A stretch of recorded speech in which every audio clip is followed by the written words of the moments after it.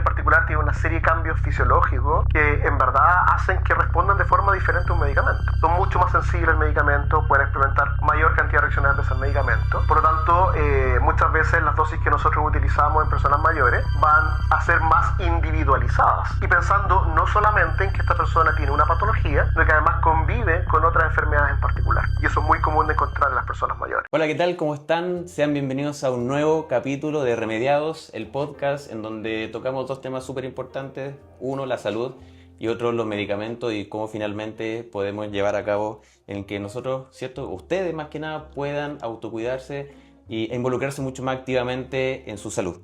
El invitado del día de hoy es el primer colega químico farmacéutico que va a acompañarnos en este viaje, ¿cierto?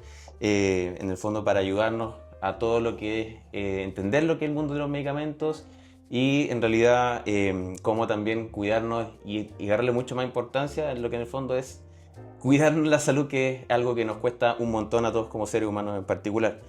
Él es químico farmacéutico, como le comentaba, de la Pontificia Universidad Católica de Chile.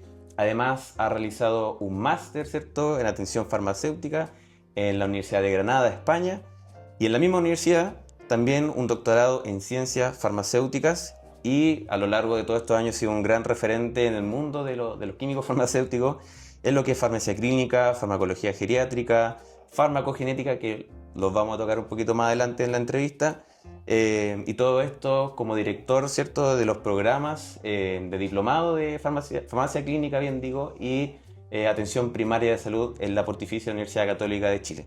Con ustedes, Cristian Plaza, de hecho, José Cristian Plaza. Exactamente. Muchas gracias, ex profesor, ¿cierto?, por venir a la entrevista, ¿cierto? Para mí es un honor en realidad tenerlo acá. Yo sé que tiene una agenda muy acotada, pero valoramos mucho el que pueda estar acá con nosotros. Y como todos los capítulos anteriores hemos partido, me gustaría saber qué es lo que te motivó en primer lugar a ser químico farmacéutico. Ya. Mira, yo siempre cuento mi historia y en verdad yo cuando salí del colegio no sabía muy bien qué estudiar. Y de hecho entré a lo que en su momento se denominaba bachillerato en ciencia, que varias universidades actualmente lo tienen. La Católica hoy día se llama college, que era generalmente como 2 años en los cuales tú podías tomar cursos que son algunos generales y otros que son más bien específicos de cada una de las carreras. Uh-huh. Y terminando bachillerato, lo primero que me llamó mucho la atención era la ciencia. Y me fui a bioquímica. Y creo haber estudiado 3 o 4 años de bioquímica. Y justamente en esa oportunidad, en esos años, en la Universidad Católica, donde yo estudié, había un ciclo básico que se componía de estudiantes de química, química y farmacia, bioquímica y biología, ¿ya? Sobre todo los cursos químicos. Y ahí, ¿sí? Mover el micrófono para que choque con... Ahí sí. Y ahí empecé a conocer un poquito más el área de la química y farmacia. Y de hecho varios profesores que estaban justamente ahí, que eran del área de química, me dijeron lo interesante que era el área de química y farmacia. Y fíjate que me comenzó a llamar la atención, empecé a tomar algunos cursos de química y farmacia, y bueno, y al final terminé ya titulándome de químico farmacéutico. Pero nunca fue mi primera opción, creo que la fui conociendo a lo largo del tiempo, me fui un poquito enamorando de la química y farmacia, sobre todo de la parte de farmacia propiamente tal, lo que tiene que ver con el área de la salud. Y bueno, hasta el día de hoy, mira, me dedico incluso a hacer clases en la misma universidad donde yo me formé. Qué genial. Sí, de hecho, bueno, ahí, para todos los que nos están viendo, Cristian fue mi profesor durante el año 2023, en el año que, como les comenté en el primer capítulo, realicé mi diplomado en atención primaria de salud. Pero también, aparte de ser un referente en todo lo que es APS, que es atención primaria de salud, también eres muy conocido por dictar el programa de farmacia clínica, ¿cierto?, en la misma universidad. Para las personas que no están familiarizadas con este concepto, ¿cómo podrías definir la farmacia clínica en primer lugar? ¿Y cuál crees tú, a lo largo de toda tu experiencia y todo lo que has estudiado y trabajado, que es la importancia en el manejo adecuado de los tratamientos farmacológicos o médicos de los pacientes? Mira, yo creo que, a ver, definir farmacia clínica puede tratar de ser lo menos técnico posible, sí. ¿Ya? Porque es un poquito difícil porque es un área súper específica. Pero la farmacia clínica es una disciplina de las ciencias de la salud. Eso es lo primero, ¿ya? Pero además es una práctica profesional. ¿Por qué lo menciono? Porque nosotros tenemos como 2 grandes, digamos, referentes a nivel internacional. Una es el Colegio Americano de Farmacia Clínica, o American College of Clinical Pharmacy, y la segunda es la Sociedad Europea de Farmacia Clínica. Siempre tenemos esas dos visiones, tanto la norteamericana como también la europea. Y fíjate que la última definición del American College creo que va por el 2008, y tenemos una muy nueva que sacó la European Society of Clinical Pharmacy, que es del año 2022. Fíjate que ahí se plantea el hecho de que no solamente es una disciplina científica del área de la salud, sino que además es una práctica profesional, que tiene un objetivo. El objetivo, para que la gente lo entienda a grosso modo, ¿no?, es apoyar en la optimización de las terapias farmacológicas para lograr el objetivo terapéutico de las personas. Es decir, nosotros apoyamos a los diferentes equipos clínicos en la toma de decisiones respecto al uso de un medicamento. ¿Para qué? Para cumplir con el objetivo que teníamos propuesto en esa persona, ¿ya? Y fíjate que la definición es bastante interesante, y por eso me quería tener un poquito de la definición del 2022, porque también nos dice algo que es muy interesante y que nos ha cambiado un poquito el precepto que teníamos respecto a la farmacia clínica, en el sentido de que dice la European Society of Clinical Pharmacy que la farmacia clínica puede desarrollarse en cualquier entorno. ¿Por qué menciono esto? Porque si nos vamos a definiciones más antiguas, nos decía justamente que estaba casi... nosotros teníamos que hacer farmacia clínica a nivel hospitalario, pero en realidad nos damos cuenta que es independiente del entorno. O sea, lo podemos hacer, por ejemplo, en ámbito ambulatorio, y por eso hemos ido creciendo, y por eso en la actualidad incluso tenemos los conceptos del farmacéutico clínico ambulatorio. O sea, yo creo que eso es muy importante, porque la mayoría de las personas que conozcan del tema lo asocian mucho a lo que es un hospital, pero en la actualidad ya sabemos que no es tan así, y que se puede desarrollar en cualquier contexto en el cual exista un farmacéutico que tenga la competencia para poder realizarlo. Perfecto. Sí, porque incluso es como un poco el farmacéutico dentro del equipo de la salud, por parte de las personas, no es muy conocido. O sea, No, cada vez que se habla de un químico farmacéutico, del farmacéutico como tal, o del químico muchas veces, exacto. que a mí personalmente no me gusta mucho, el que está en la farmacia. Entonces, en base a lo que tú nos acabas de comentar, eso también, digamos, estaría ligado para el colega, en el fondo, el farmacéutico que está en la farmacia. Puede ser, porque en realidad, fíjate que el farmacéutico clínico ambulatorio, que es donde más se ha desarrollado, es en Reino Unido. O sea, ellos parten también, no solamente dentro de los que son los centros de atención primaria, pero en la farmacia comunitaria, ofreciendo servicios farmacéuticos. Servicios que apoyan, en este caso, a los pacientes ambulatorios, por ejemplo, en la mejora de la adherencia, en educación sanitaria, para que la gente tome mayor conciencia respecto a lo que es la utilización de un medicamento y los beneficios que tienen justamente para el control de su enfermedad.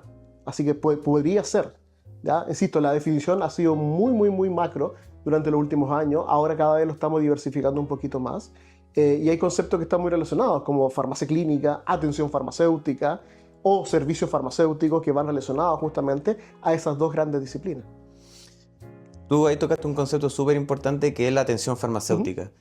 ¿Cómo podríamos informarle a las personas qué es lo que es la atención farmacéutica y cuáles son los beneficios que las personas, que yo creo que muchas veces no saben, podrían obtener de hablar con un farmacéutico? Ya sea, no sé, los CEFAM, en la farmacia como tal, la farmacia comunitaria. ¿Cuál es tu visión ahí? ¿Qué nos podrías decir? Yo siempre digo que la atención farmacéutica es parte de una filosofía, ¿ya? Más que una práctica propiamente tal. Es una filosofía que a nosotros nos orienta en el sentido de poder decir cómo apoyamos nosotros a que una persona logre su objetivo terapéutico. Y de hecho, respecto a la atención farmacéutica, se han desarrollado una serie de servicios farmacéuticos. Yo ahí tomo mucho lo que hicieron los españoles respecto al tema, definiendo servicios farmacéuticos profesionales de atención farmacéutica, que va, por ejemplo, al punto de vista de algo tan simple como la dispensación farmacéutica. O sea, cada persona que va a una farmacia con una prescripción, una receta, llega, lo debía ser, en este caso, atender el farmacéutico, y el farmacéutico no solamente entregar el producto, sino que además entregar la información que le permita tomar ese medicamento de buena forma. Claro. ¿Ya? Por ejemplo, también dando cientos de indicaciones. ¿Para qué? Para mejorar la adherencia terapéutica. Por eso la dispensación farmacéutica es un servicio farmacéutico de atención farmacéutica, así como también lo es la farmacovigilancia, ya que tiene que ver con la detección y reporte de reacciones adversas a los medicamentos que la persona pudiese llegar a experimentar. Y así nos vamos avanzando en nivel de complejidad. Bueno, tenemos conceptos como, por ejemplo, servicios farmacéuticos de atención farmacéutica, de revisión de la medicación, o inclusive de seguimiento farmacoterapéutico. O sea, cada nivel en particular aporta de una u otra forma en lograr objetivos propuestos, ¿para qué? Para que las personas mejoren su condición de salud y que utilicen de buena forma el producto, en este caso, que es el medicamento. Exactamente. Oye, de hecho, ahí también como que estaba tan concentrado y tocaste un concepto súper importante que es lo de la farmacovigilancia. Ujú. Yo he sido, digamos, testigo muy de cerca, en el fondo, el objetivo de lo que es farmacovigilar, digamos, un Ujú. tratamiento médico, pero hay una cosa súper importante y es que las personas también pueden notificar, Ujú. digamos, cuando experimentan una reacción adversa o un efecto secundario de un medicamento, pero obviamente de repente no se ha, digamos, hecho como, digamos, ¿cómo decirlo? La masificación Ujú. de cómo sabes que puedes hacer esto si es que te pasa tal efecto que de repente, no está dentro del folleto, del prospecto.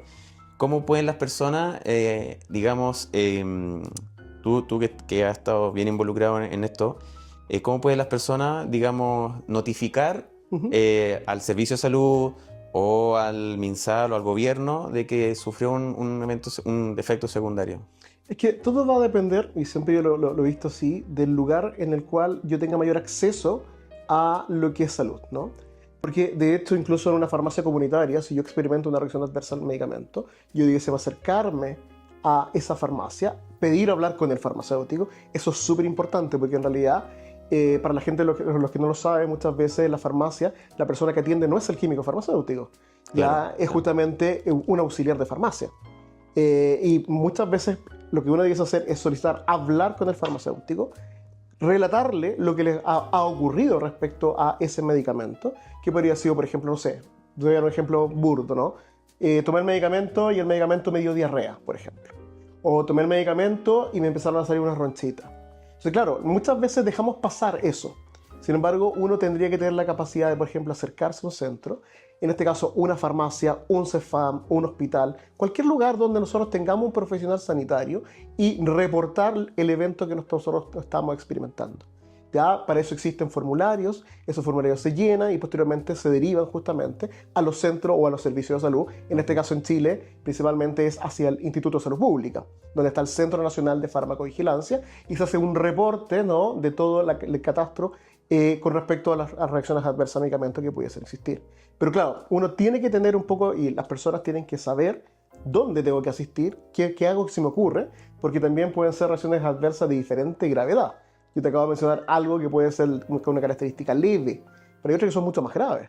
Entonces, claramente, a lo mejor ya ingreso a un centro asistencial y en la anamnesia, o cuando en este caso los profesionales de la salud te preguntan, reportar, mire, yo estaba tomando este medicamento y me ocurrió este fenómeno.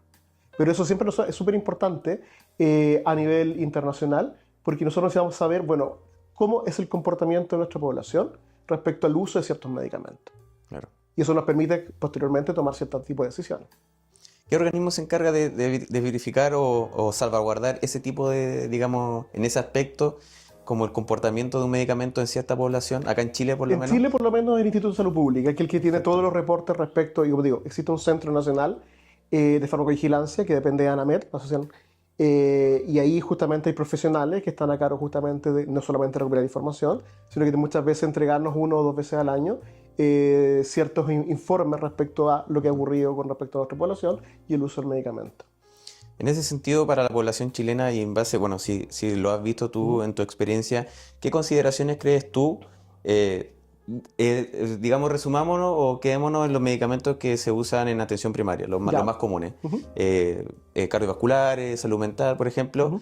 ¿Qué consideraciones debiese tener las personas para hacer este tipo de notificaciones justamente? O sea, porque claro, uno dice, no sé, me dio una diarrea justamente y espero que se me Ujú. pase.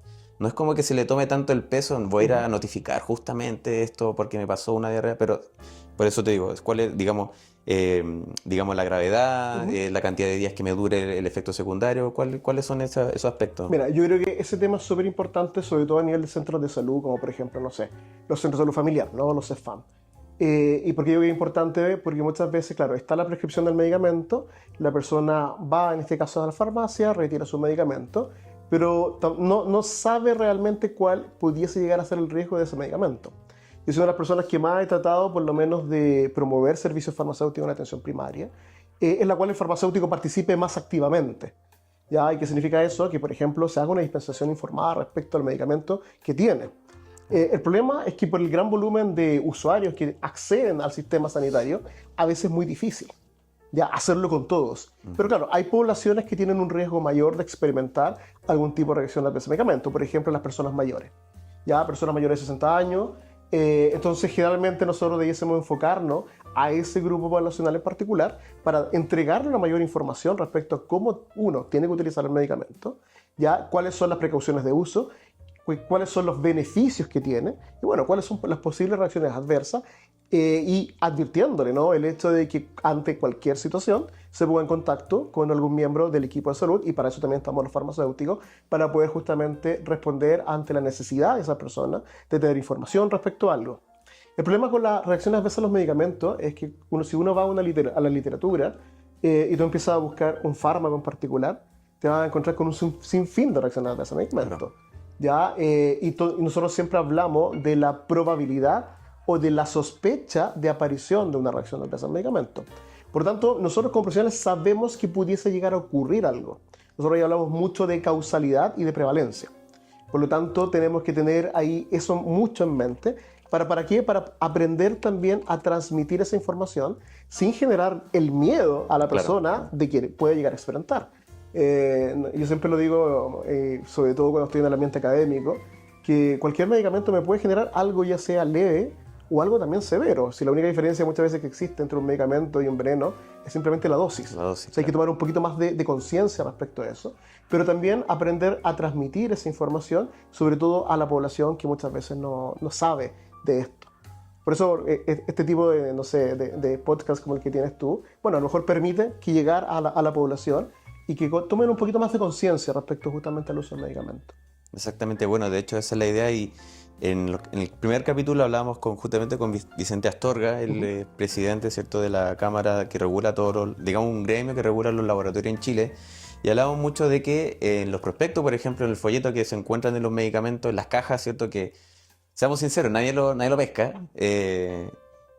Siempre tiene una letra extremadamente pequeña, claro, y yo ya a esta altura tampoco puedo leerlo. Entonces, eso es también un tema no menor. Un condicionante, exactamente, y que también comentábamos ahí en el capítulo sobre que siempre aparecen como terminología o términos o palabras que son muy difíciles de entender. Entonces yo estoy muy seguro que igual eso es algo que afecta justamente también puede afectar la adherencia al tratamiento y un poco llamar a que la persona se asuste también. Pero bueno, ahí obviamente, como bien dice Cristian, estamos nosotros los profesionales de salud, sobre todo los farmacéuticos, que nos especializamos mucho más en el tema de los medicamentos y que siempre estamos con la disposición siempre a ayudarlos y en ese sentido como tratar de educarlos en todo lo que es la materia de los medicamentos en particular. Pasando a otro tema, sabemos que, bueno, también lo comentaste, me acuerdo, cuando estábamos haciendo el diplomado, porque sobre todo una unidad, que es la que tuvimos que estudiar, pero que has trabajado muy estrechamente con el Ministerio de Salud, ¿cierto? En la creación de una serie de documentos y herramientas que finalmente buscan mejorar lo que es la atención farmacéutica, como tú bien lo explicaste anteriormente. Y entre estos documentos o herramientas, la creación de la metodología Polaris. ¿Qué es Polaris? Partamos por eso. ¿Y qué es Polaris y cómo surgió la idea y qué es lo que básicamente motivó su creación? Mira, a ver, explicar Siéntete Polaris... libre de explayarte. Yo siempre digo, cuando uno trata de explicar Polaris es como volver en los años atrás, ¿no? Y yo creo que tenemos que remontarnos un poquito al año 2015, ¿ya?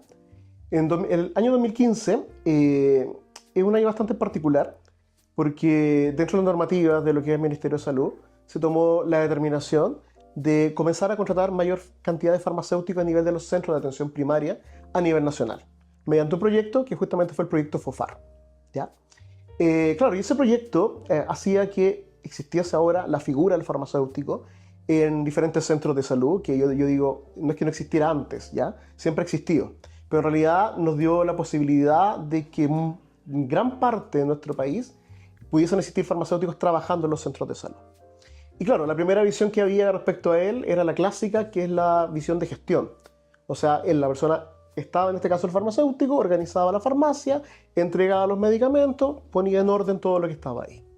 Pero siempre hemos tenido, y por lo menos yo, siempre he tenido la mirada un poquito más amplia, decir, y creer que el farmacéutico que puede ir un poquito más allá, puede hacer más cosas, ¿ya?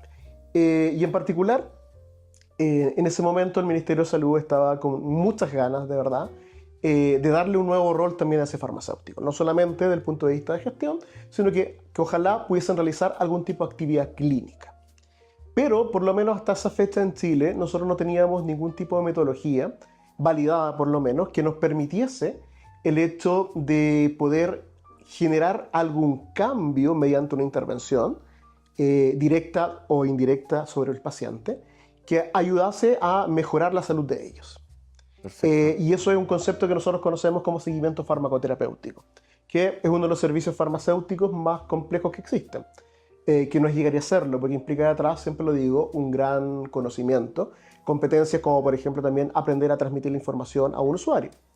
Y justamente nos dieron la oportunidad en ese momento, tanto la División de Atención Primaria del Ministerio de Salud, como también el Departamento de Enfermedades Crónicas No Transmisibles del Ministerio de Salud, de proponer para Chile un modelo.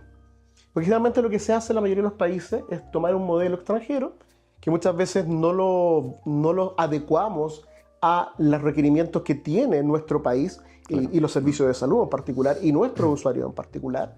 Y ya eso había ocurrido durante muchos años. Y no se lograba, de hecho, el hecho de que ojalá todos los farmacéuticos pudiesen estar realizando una misma labor. Y en ese momento tuvimos la invitación, nosotros paralelamente, a mí, bueno, tú ya lo dijiste hace un rato, yo estudié en España y me tocó participar dentro de un programa que se denominó Programa Consigue, que tenía un objetivo, que era también realizar que los farmacéuticos españoles a nivel de la farmacia comunitaria pudiesen realizar algún servicio farmacéutico como revisión de la medicación o seguimiento farmacoterapéutico. Entonces ya teníamos la experiencia de aquello, claro, que ahí yo siempre lo digo, recibimos mucho apoyo por parte de la Universidad Tecnológica de Sydney, en Australia. A mí me toca viajar justamente a Sydney el año 2016 y ahí empezamos a desarrollar un poquito toda la parte técnica respecto a cómo podíamos llevar a esto ahora la realidad de lo que es la atención primaria de salud en Chile. Y fue todo un proceso muy largo, en verdad, que nos implicó, por ejemplo, capacitar muy fuertemente a los farmacéuticos que iban a participar dentro de un estudio que nos iba a permitir validar esta metodología. Partimos del estudio aproximadamente el 2017, finales de 2017, 2018, y bueno, termina prepandemia el año 2020, en enero del 2020, con resultados bastante esperanzadores. ¿Por qué? Porque logramos demostrar que en realidad el farmacéutico, mediante su intervención, ya sea, directa en el paciente mediante educación, o con el equipo clínico, aportaba en lograr lo que es cumplir las metas terapéuticas de las diferentes patologías que nosotros observamos, que generalmente eran cardiovasculares. Llamémoslo hipertensión arterial, llamémoslo diabetes mellitus, llamémoslo dislipidemia.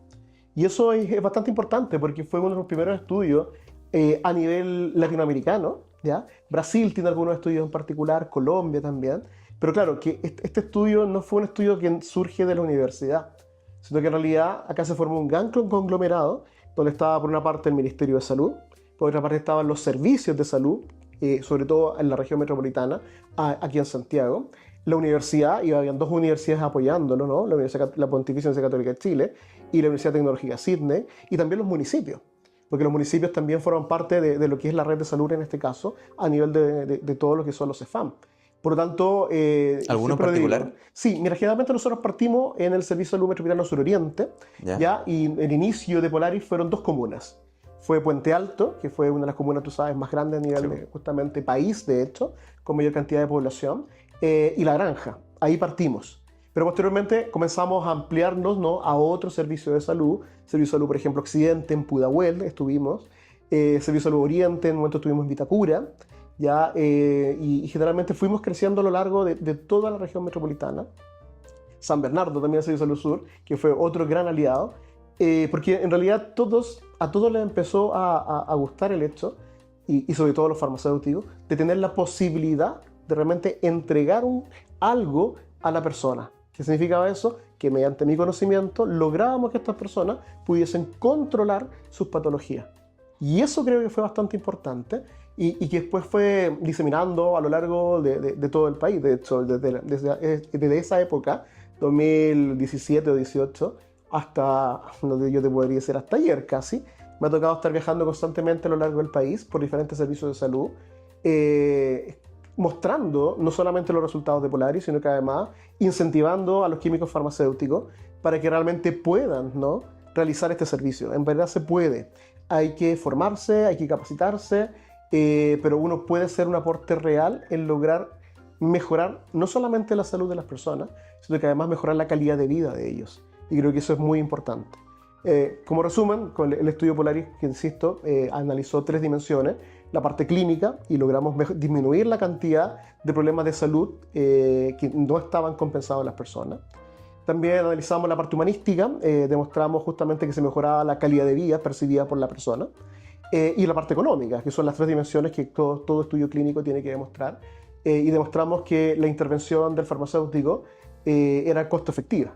¿Qué significa eso? Que cuando nosotros participamos activamente y trabajamos en las personas junto al equipo clínico, nunca separado de ellos, se logran ahorros muy importantes para el sistema sanitario.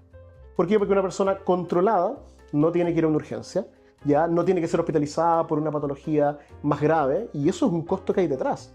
Y nosotros sabemos que en Chile en particular los recursos que existen, ¿no?, para salud, si bien es la segunda cartera que tiene la mayor cantidad, en este caso, de dinero que otorga el gobierno. La primera siempre es trabajo, el Ministerio de Trabajo, que ahí están todo el tema de las pensiones, ¿no? Pero la segunda es salud y la tercera es educación. Entonces, claramente, muchas veces el dinero no abunda. Entonces, si hay un recurso donde hay un profesional que puede aportar a lograr mejorar no solamente la salud, sino que la calidad de vida, y además darle un ahorro al Estado, creo que es súper beneficioso. De todas maneras. Y que claramente eso llevó a que posteriormente cada vez se considerara más al farmacéutico y se fuesen contratando más farmacéuticos para esto.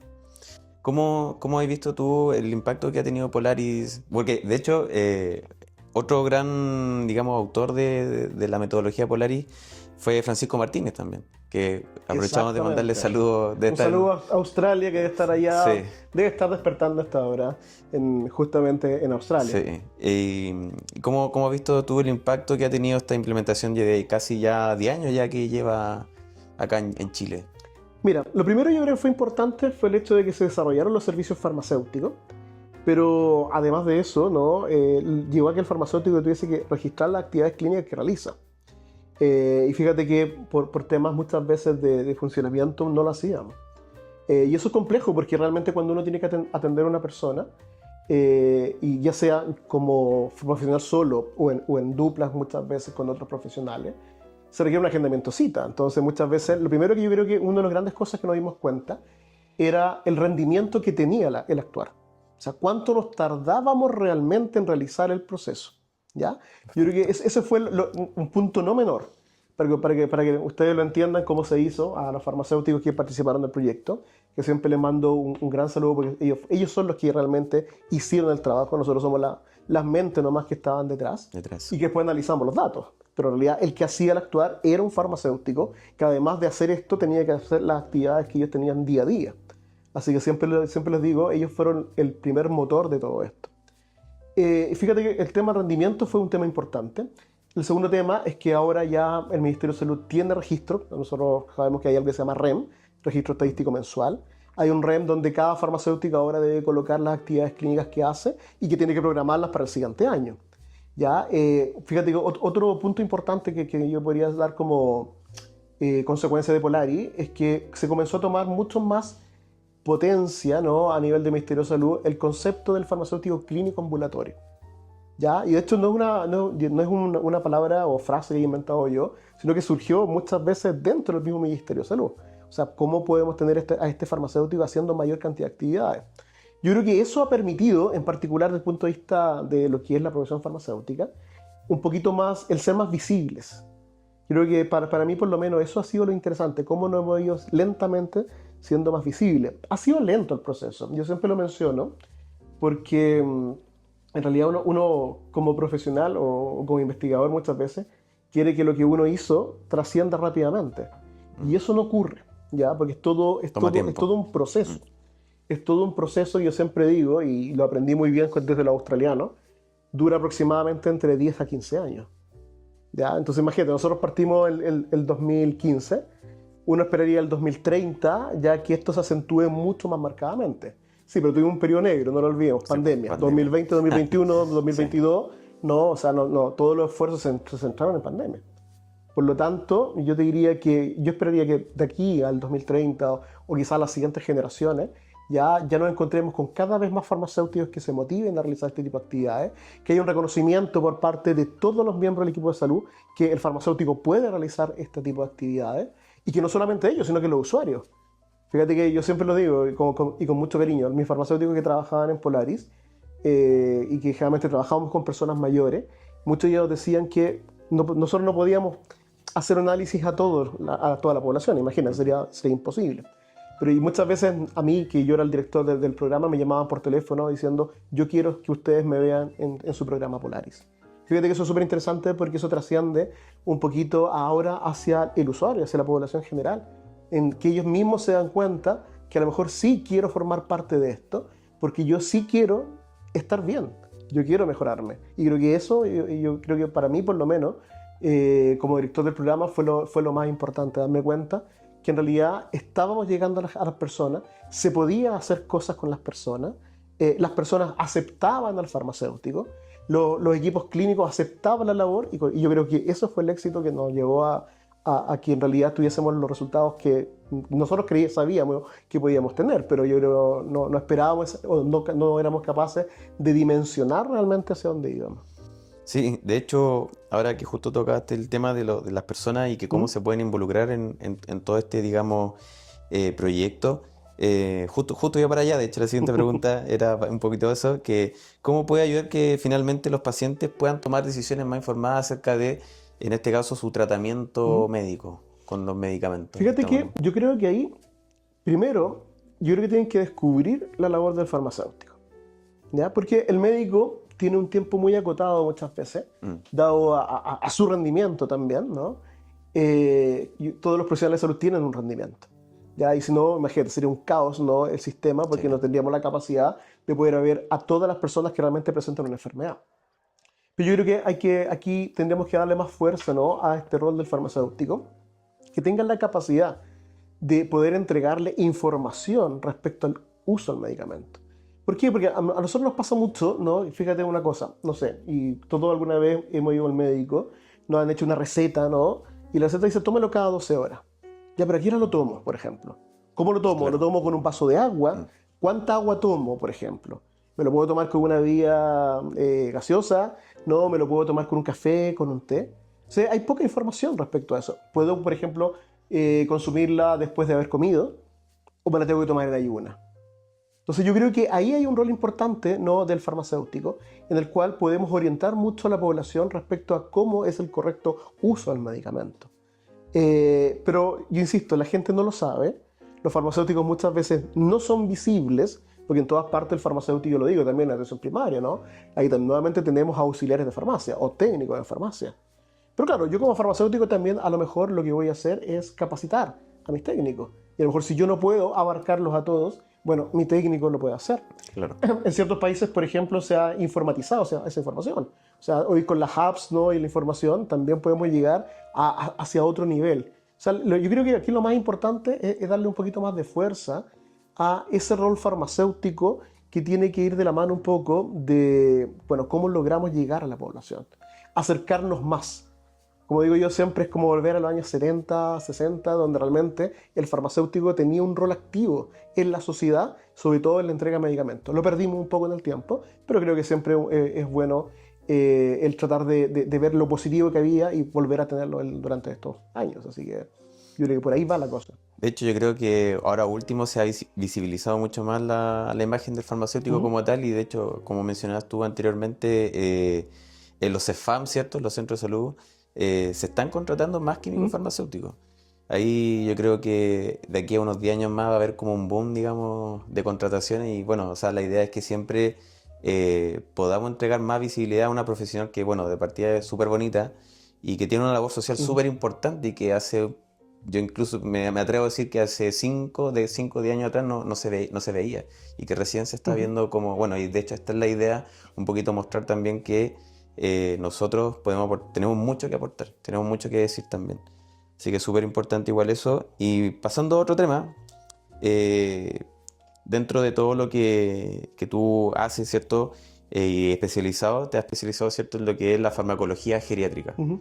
Para partir súper simple, ¿qué es la geriatría? ¿Qué es la farmacología geriátrica? ¿A Sí, quiénes mira. está diseñado o designado este concepto? Sí, mira, la geriatría tiene que ver, es una ciencia, ¿no? Que va orientado al tratamiento de lo que son las personas mayores, ¿ya? Esa es la forma que te puedo explicar más sencillo con respecto a lo que es la geriatría. ¿Y qué son personas mayores? Bueno, son las personas que ahí cada país ha determinado el punto de corte en el cual justamente nosotros vamos a considerar nuestra población como personas mayores. Pueden ser personas mayores de 60 años en algunos países, en otros países son personas mayores de 65 años. Yo siempre lo digo, tiene que ver un poquito con el tema de cuando una persona ya va a dejar de ser activa desde el punto de vista laboral, cuando nosotros nos jubilamos, ¿no? Entonces, ese más o menos es un poquito más social, ¿no? La decisión justamente de poner ese punto de corte. Y justamente la geriatría trata de ver dentro de su modelo de salud, ¿no? Cómo tratar a las personas mayores. Y la farmacología geriátrica va orientada justamente a eso, a ver cómo nosotros podemos tener un medicamento que sea efectivo y seguro en una población de personas mayores. Ya las personas mayores en particular tienen una serie de cambios fisiológicos que en verdad hacen que respondan de forma diferente a un medicamento. Son mucho más sensibles al medicamento, pueden experimentar mayor cantidad de reacciones adversas al medicamento.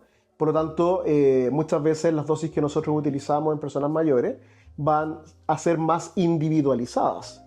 Y pensando no solamente en que esta persona tiene una patología, sino que además convive con otras enfermedades en particular. Y eso es muy común de encontrar en las personas mayores. Entonces es muy común encontrar, esta es una palabra muy técnica, lo sé, pero lo tengo que mencionar, que es la multimorbilidad. ¿Qué significa eso? Que tienen muchas enfermedades. No solamente una, sino que tienen muchas enfermedades. Y la segunda palabra técnica que tengo que mencionarte es la polifarmacia. ¿Qué significa eso? Que debido a que tienen muchas enfermedades, tienen que recibir muchos medicamentos. ¿De cuántos medicamentos en adelante se considera ya polifarmacia? Según la OMS, nos dice que tiene que ser mayor a 5 medicamentos, pero utilizados durante un periodo de al menos 3 meses. Perfecto. Ya tiene que ver, porque muchas veces, yo siempre lo digo, en un momento en particular yo puedo tomar 3 medicamentos, pero estoy sufriendo un proceso agudo. Es diferente cuando ya tengo que hacerlo de forma crónica. Hay varias definiciones con respecto a polifarmacia, pero cuando uno piensa en una persona mayor es muy común encontrar que toman 7, 8, 9, inclusive 10, 11 medicamentos. O sea, eso es muy complejo porque en realidad muchas veces ocurre que estas personas comienzan a desarrollar cierto tipo de reacción adversa que muchas veces se confunde con un nuevo hallazgo de una nueva enfermedad. Claro. Y se trata. Entonces eso se denomina prescripción en cascada. En cascada, sí. Vamos sumando medicamentos. Entonces ahí el rol del farmacéutico clínico que trabaja en el ámbito de la geriatría tiene que ver con eso, con el velar junto. Mira, a mí lo que más me gusta de la geriatría, yo creo que por eso me enamoré de ella, es porque es una de las pocas especialidades en la cual es muy necesario el trabajo interdisciplinario. ¿Qué significa eso? Que todos los profesionales de salud tienen que involucrarse en lo que es la mejora de la salud de esta persona. Y, por ejemplo, punto de vista hospitalizado, que esta persona cuando ya salga de esa hospitalización, vuelva nuevamente a reinsertarse en su comunidad. Entonces, claro, ahí nosotros como farmacéuticos podemos aportar mucho. ¿Por qué? Porque tomamos decisiones y aportamos a los equipos clínicos para que ojalá la terapia que reciba sea lo óptimo y necesario para esa persona. Y ahí nos damos cuenta que muchas veces hay medicamentos que las personas toman que muchas veces no están logrando su objetivo terapéutico. O, por otra parte, la persona, y eso también ocurre mucho, no solamente en ese grupo etario en particular, se automedica. Y al automedicar aumenta aún más el número de fármacos que ellos tienen que recibir. Por lo tanto, esto yo creo que a mí fue una de las cosas por las cuales me gustó mucho dedicarme a la parte de la geriatría, porque vi que podíamos hacer un real aporte y nuevamente volvemos atrás, en no solamente mejorar la salud, sino que además mejorar la calidad de vida de la persona. Exactamente. Y disparando, o sea, justamente como en este ámbito de la geriatría, digamos unos 2 o 3 que son los cambios que tú creas más importantes. ¿Cuáles son los cambios que crees tú que sean más importantes que se dan cuando uno comienza como el proceso de envejecimiento. Y bueno, y sobre todo mucho más para personas mayores. Ujú. ¿Cuáles crees tú que son los más Y importantes que a ojo, tener a en todos nos van consideración? a pasar, ¿eh? A todos nos van, sí, pues, o sea, En algún momento u otro, a todos nos va a pasar. de hecho, desde los 30 años, 25, A partir de 30 los años. 40 aproximadamente es cuando comienza a acelerarse el proceso de envejecimiento. Ujú. Yo creo que uno de los cambios más importantes tiene que ver justamente con la sarcopenia. Nuevamente una palabra muy Sí. técnica, pero sarcopenia es la disminución de nuestra masa muscular. Es decir, nuestra musculatura disminuye. ¿Y por qué es importante esto? Porque en realidad esta disminución de la masa muscular, que insisto, comienza a partir de los 40 años, ya se acentúa mucho más después de los 60, nos predispone a que nosotros desarrollemos algo que se denomina fragilidad, ¿ya? Y yo creo que la fragilidad es la pérdida de la respuesta de nuestro cuerpo de forma adecuada frente a un estímulo. ¿Eso qué significa? Por ejemplo, que el estímulo, imagínate, es un medicamento, yo tomo ese medicamento y ya por presentar fragilidad, lo que yo voy a experimentar va a ser diferente a que yo no presentase dicha fragilidad, ¿ya? Por lo tanto, muy probablemente pueda desarrollar un cuadro, no sé, de una reacción adversa al medicamento u otra cosa que pueda, en este caso, empeorar la salud de la persona. Ese es uno, ¿no? El segundo punto importante respecto a lo que es la farmacología geriátrica y los cambios que se experimentan es que, bueno, a medida que envejecemos también nuestros órganos comienzan a perder su actividad, ya que hay órganos muy importantes como son los riñones, que son justamente órganos que están encargados de lo que es la eliminación de, por ejemplo, los medicamentos. Entonces, a medida que envejecemos también comienza a disminuir ya lo que es nuestra eliminación de fármacos o de otro tipo de compuestos, ¿no? Y eso hace que el medicamento esté mucho más tiempo en nuestro cuerpo. Por lo tanto, aumenta la probabilidad de que yo me intoxique con ese medicamento. Entonces, otro punto que yo creo que es importante a considerar. Y también hay cambios que están relacionados y también son de importancia con respecto y que tienen que ver un poquito con la disminución de la masa muscular, que no solamente disminuye la masa muscular, sino que también aumenta la masa grasa. Toda la grasa de nuestro cuerpo comienza a aumentar. ¿Qué ocurre? Que hay ciertos medicamentos en particular que se pueden acumular en esa grasa y después se va liberando lentamente y lo que hace que el efecto terapéutico perdure por mucho más tiempo. Entonces, nuevamente, aumenta la probabilidad de que se desarrolle una reacción adversa al medicamento. Existen múltiples cambios, ¿eh? Sí. O sea, podríamos estar fácilmente hablando 2 horas de aquello. Y bueno, cómo los medicamentos también se van afectando, pero creo que he tratado de resumirte los 3 principales puntos que siempre nosotros consideramos para tomar decisiones. Exactamente. Oye, y de hecho, justamente asociado un poquito de eso, tal vez una pregunta un poco polémica puede ser, Ujú. pero yo sé que lo has visto, y yo también, y yo sé que muchos colegas también se han dado cuenta de eso, pero es el hecho de que hay una alta, digamos, alta población de personas, de Ujú. pacientes, personas mayores, que toman medicamentos para dormir, ¿cierto? Ujú. Llamémoslos ansiolíticos para la ansiedad, ¿verdad? Como clonazepam, alprazolam. Y que hemos visto, sabemos que esos medicamentos en realidad tienen un rango muy limitado de uso, Ujú. en particular al tiempo, pero sabemos que eso podemos ver personas que lo llevan consumiendo durante años. Ujú. ¿Cuál crees tú que puede ser un llamado importante para las personas? No sé si tanto para los profesionales en particular, los médicos Ujú. quienes prescriben esos medicamentos, quienes los recetan, pero un poquito para que las personas también tengan en cuenta el peligro de consumir Ujú. esos medicamentos por el tiempo máximo, digamos, recomendado, que son de 2 a 3 meses Ujú. como máximo total. Mira, lo que pasa es que cuando tomamos esos medicamentos en particular que tú mencionas, ¿no? Son medicamentos que pueden llegar a generar tanto dependencia como tolerancia. ¿Qué significa dependencia? Que yo cada vez voy a necesitar ese medicamento, ¿no? Para su efecto, o sea, y nos vamos acostumbrando al medicamento. Y eso es complicado porque en realidad es una especie de adicción, por llamarlo de alguna forma. Nos volvemos un poco adicto al medicamento, ¿ya? ¿Por qué? Porque muchas veces ya si no tomamos el medicamento ya no vamos a poder dormir. Por otra parte está el concepto de tolerancia. ¿Qué significa eso? Que también nuestro cuerpo, al acostumbrarse al medicamento, cada vez tengo que ir aumentando las dosis del medicamento para lograr el mismo efecto. Entonces, eso es súper complicado, porque en realidad está asociado a una serie de efectos adversos en personas mayores, que van desde pérdida de la memoria, ya aumenta el riesgo de caídas, ya inestabilidad de la marcha, y súmale a todos los efectos que yo mencionaba anteriormente respecto, por ejemplo, a la disminución de lo que es la actividad de los riñones, ¿no? Ya me va a costar mucho más eliminar el fármaco, y eso hace que las personas mayores, insisto, sufran, por ejemplo, caídas muy frecuentemente. Esa caída le va a generar una fractura a la persona mayor, va a desarrollar inmovilidad y una serie de síndromes geriátricos que en verdad lo que hacen es empeorar la calidad de vida de la persona. Pero además, yo creo que tiene otro tema que es bastante importante, que si ahora lo llevo al contexto de multimorbilidad, bueno, también va a afectar justamente a las otras patologías y van a desarrollar también otras complicaciones, como por ejemplo el desarrollo de un delirium. ¿Ya? Que un delirium es cuando yo en un momento X de mi vida, ¿no? Comienzo a experimentar alucinaciones, ¿no? Y puedo desarrollar incluso agitación psicomotora. Entonces, claro, son fármacos que lamentablemente muchas veces tenemos que utilizarlo. ¿Por qué? Porque la persona mayor tiene el trastorno del sueño. O sea, hay un cambio fisiológico respecto a lo que es justamente el sueño.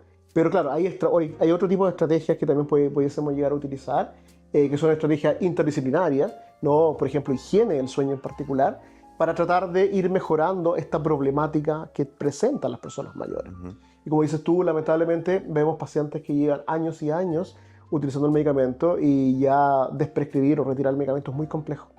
Entonces muchas veces asumimos que se pueden generar estos efectos y bueno, y lamentablemente tenemos que hacer una vigilancia mucho más estricta de este tipo de personas. Exacto, en verdad un tema súper importante y que no deja de ser menor. Ujú, Y siguiendo un poquito en la área es que tú te has especializado también, has visto mucho, muy de cerca lo que es la farmacogenética, ujú, ¿verdad? Eh, y no sé si te explicar tanto lo que es la ujú, farmacogenética como tal, pero ¿cómo crees tú que esto puede ayudar a personalizar mucho más los tratamientos de ujú. las personas? A ver, mira, la farmacogenética es una ciencia bien compleja y en verdad, ¿por qué? Porque está relacionado con ver si dentro de nuestro cuerpo, ¿no?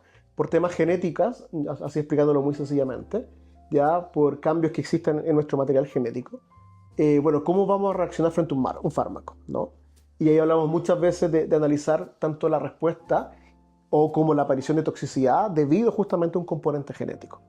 Ya un componente genético que pudiese llegar, por ejemplo, no sé, a hacer que nuestro hígado, por ejemplo, no actúe de buena forma. Y ahí por eso hablamos que generalmente tenemos todos los ejemplos de metabolizadores lentos, metabolizadores rápidos, ¿ya? Por lo tanto, para mí la farmacogenética es una de las tantas herramientas que tenemos que nos permiten visualizar la probabilidad de que una persona ya sea responda o no responda a un tratamiento o que por otra parte reaccione ya con algún grado de toxicidad. Lamentablemente, como yo te hablaba, que es un tema de probabilidades, esto puede que ocurra o que no ocurra, porque en realidad no solamente tiene que ver con el factor genético, sino que también con los factores ambientales que están relacionados en la aparición justamente de estas complicaciones. Y en la actualidad tiene un uso muy marcado en ciertas patologías en particular. Por ejemplo, en VIH, ¿no? Hay ciertos fármacos que sabemos que pueden generar algún tipo de reacción adversa. Uno de ellos, por ejemplo, es Abacavir, y en Chile es obligatorio hacer un test genético previo a la utilización del fármaco. ¿Para qué? Para prevenir que este medicamento genere su efecto adverso.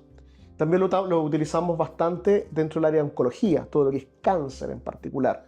Ya en ciertos fármacos que a lo mejor, estoy pensando por ejemplo en fármacos que utilizamos en cáncer de mama, ya metastásicos muchas veces, que claro, antes de utilizar el fármaco, nuevamente utilizamos un test genético que nos ayude a predecir si el fármaco realmente puede ejercer el efecto que nosotros queremos en particular. Por lo tanto, ahí fíjate, te di dos ejemplos, ¿no? Uno del torno de la eficacia y otro en torno a lo que es la toxicidad. Es una herramienta muy importante. El problema que nosotros tenemos acá en Chile, y que son un poco los centros, insisto, yo no soy el experto acá en Chile, yo siempre lo menciono, hay otros profesionales muy capacitados que trabajan arduamente en lo que es en farmacogenética, pero claro, lamentablemente, insisto, tenemos poca demanda de poder realizar estos tests. A mí me ha tocado mucho vivir la realidad, por ejemplo, en España, que fue justamente donde yo estudié, y en España y en Europa en general, ¿no? De hecho, Países Bajos e Inglaterra son de los países que más se han involucrado en el tema de la farmacogenética y lo utilizan en la práctica clínica en la ayuda de tomas de decisiones. ¿Ya? Han salido después, durante los años siguientes, una serie también de estudios genéticos, por ejemplo, la epigenética, que bueno, también nos ha ido ayudando a entender ciertos procesos. Pero yo siempre lo digo, es algo que nosotros debiésemos tener como herramienta, ¿ya? Pero es una herramienta que nos permite predecir simplemente. Tomar quizá alguna decisión en particular. Lo que uno tiene que hacer es tener una mirada completa al paciente, no solamente desde el punto de vista genético, sino de cuál es el comportamiento, por ejemplo, de ciertos sistemas, cómo está funcionando lo que te mencionaba hace un rato, cómo están sus riñones, por ejemplo. Porque por más que yo tenga la seguridad que a lo mejor desde el punto de vista genético el medicamento a lo mejor no va a generar toxicidad, claro, si ahora yo tengo un daño renal, bueno, sí lo voy a experimentar, y sobre todo si el fármaco se eliminaba por vía renal. Entonces, claramente, esto es un equilibrio, siempre lo menciono así. Es una de las tantas herramientas que nosotros pudiésemos llegar a utilizar. ¿Para qué? Para, como tú lo mencionaste, una palabra muy difícil de pronunciar, que es individualizar, ¿no? O sea, hacer que cada fármaco sea el correcto para la persona que requiere dicho medicamento en particular.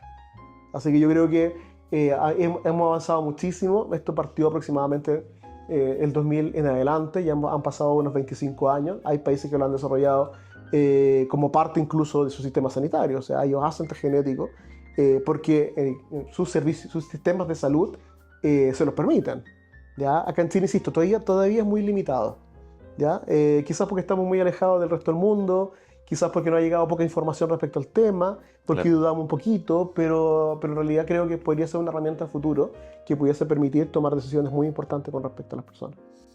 Y estando en el mismo tema como de la genética y asociarlo un poco al tema de la automedicación, existe, bueno, tú obvio que lo sabes, el concepto de intervariabilidad genética. Sí.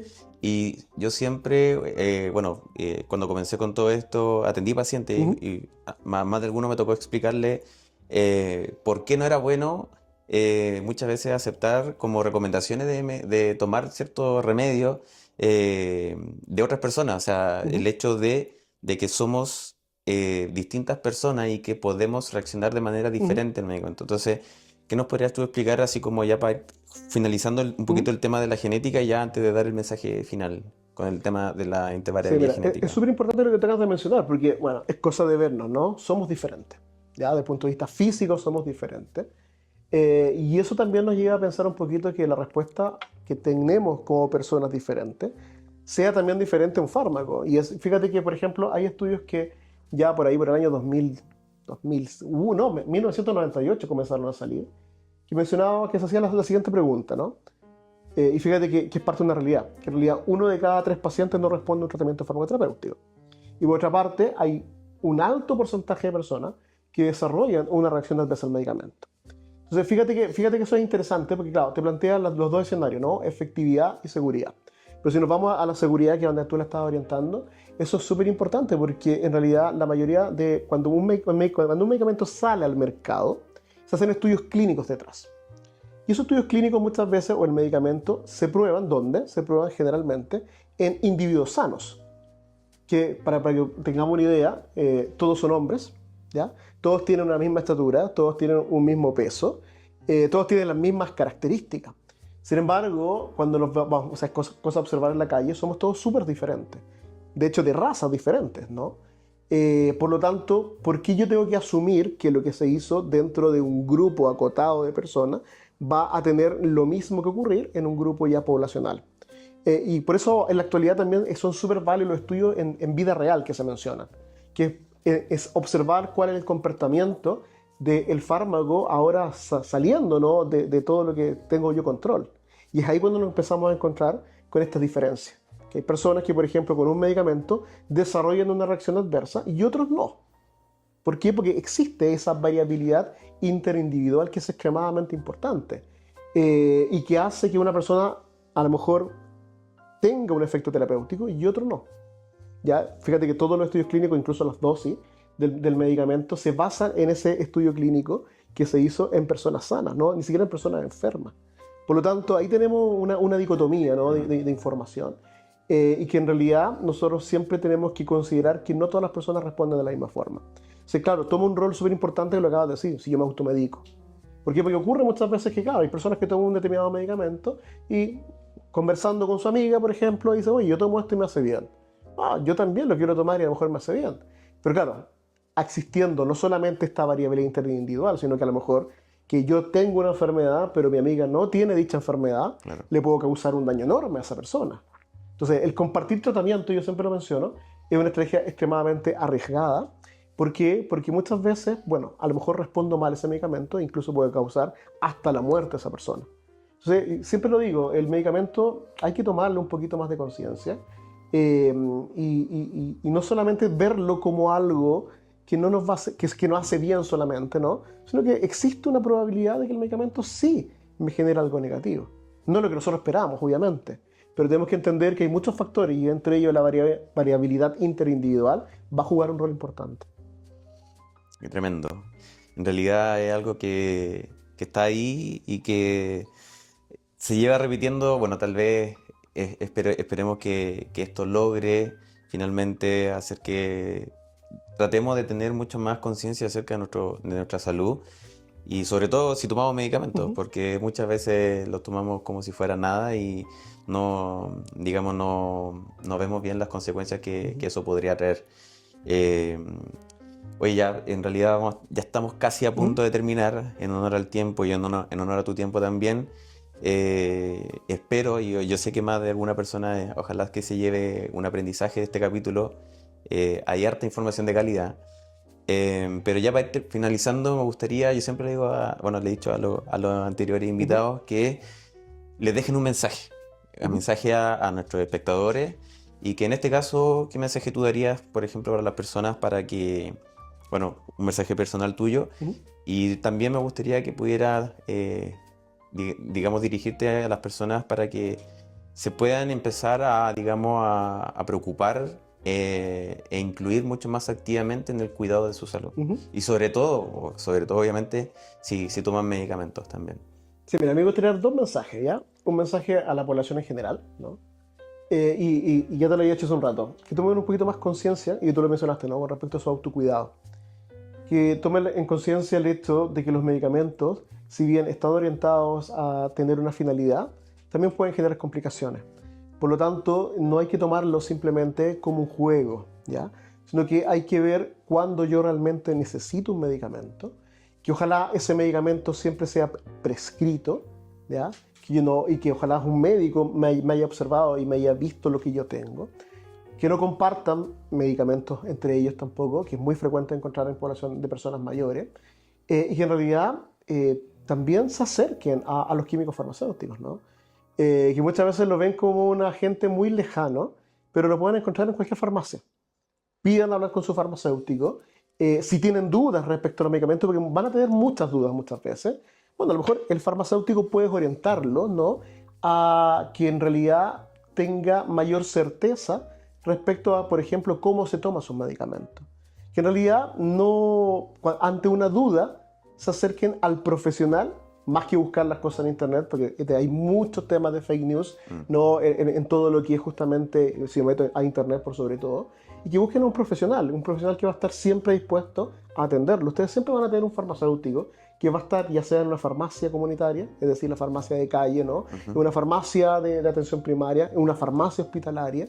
Por lo tanto, siempre pueden contar con el farmacéutico cuando tengan dudas con respecto al medicamento. Eso es a la población en general, pero también me gustaría motivar a mis farmacéuticos, porque creo que los farmacéuticos también tienen que ahora ellos asumir un rol, salir, como siempre yo digo, un poquito del sitio de confort, ¿no? Y bueno, acercarse también ellos a la población. Creo que podemos hacer labores educativas muy interesantes en diferentes instancias. He visto varias iniciativas de varios farmacéuticos que hacen talleres con sus pacientes, que tratan de entregarle educación respecto al uso del medicamento. Y yo siempre lo digo, hay que motivar al gremio farmacéutico, bueno, somos farmacéuticos, por eso lo hago, ¿no? Para que ojalá se den cuenta de la importancia que tienen dentro de lo que es el sistema sanitario. O sea, cómo ellos pueden aportar a la población, tanto como te mencioné hace un rato, en la mejora de la salud, en la prevención y promoción de la salud, así como también en mejorar la calidad de vida de ellos. Por lo tanto, la invitación es justamente eso, ¿no? A los farmacéuticos que puedan trabajar, que se formen, se capaciten. Creo que eso es extremadamente importante. Bueno, tú ya tomaste algún estudio de postítulo y te das cuenta de la importancia que eso tiene, ¿no? Que cada vez seamos más especializados. Y no olvidemos algo importante, que nuestra población va a envejecer. O sea, hay un proceso de envejecimiento de la población en Chile. Por tanto, nosotros como profesionales pudiésemos aportar muchísimo, sobre todo a ese grupo poblacional, que son las personas mayores. Y que, ojo, todos en un momento, yo insisto, vamos a llegar muy probablemente a ser personas mayores. Tarde o temprano, Tarde o ¿cierto? temprano. Uno más temprano que tarde, ¿no? Oye, muchas gracias, Cristian, por darte el tiempo, el trabajo de estar acá. Como decía anteriormente, antes de tu mensaje, estoy muy seguro que Bueno, obviamente espero que nos vean muchos colegas también. Y bueno, para las personas, pacientes, sobre todo personas que no están relacionadas con el área de la salud, espero que les haya servido mucho este capítulo. Eh, Recuerden que me ayudan muchísimo suscribiéndose aquí abajo para seguir subiendo este tipo de contenido y seguir fomentando la salud en Chile y el mundo, ojalá. Y nos vemos en el siguiente capítulo de Remediados. Así que les mando un abrazo muy grande. Muchas gracias, Cristian, nuevamente por venir. Así que nos estamos viendo en un próximo capítulo. Chao, chao, que estés súper bien. Chao, que esté muy bien. Gracias por la invitación. Sí.